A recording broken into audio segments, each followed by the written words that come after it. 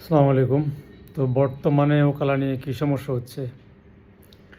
Saudi আরবের ওকালা নিয়ে অনেক সমস্যা হচ্ছে। সৌদি আরব থেকে ওকালা হচ্ছে না, মানুষের ভিসা পাচ্ছে না, একটা ঝামেলার মধ্যে পড়ে গেছে। সবাই দ্বন্দ্বের মধ্যে আছে যে ব্যবসাটা কোন দিকে যাচ্ছে। তো ওকালা মূলত হচ্ছে না যেসব কোম্পানিতে, মানে যেসব কোম্পানি হচ্ছে আপনার এই শুধু ভিসা বিক্রি করে, সেখানে কিন্তু এমপ্লয়ি নেই। ভিসা বিক্রি করে এমপ্লয়িগুলো চলে যায়। এসব কোম্পানি এইসব কোম্পানি থেকে ওকালা করলেও সাদা হয়ে যাচ্ছে এবং এসব কোম্পানি থেকে ওকালা তোলা যাচ্ছে না।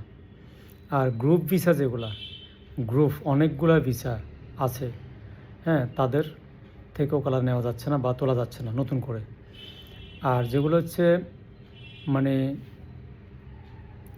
যেগুলো হচ্ছে ছোটোখাটো কোম্পানি এবং তাদের এমপ্লয়ি আছে, তাদের নিজস্ব ব্যবসাটা লাইভে আছে, তো সেটা হচ্ছে আপনি সহজে ওকালা হচ্ছে।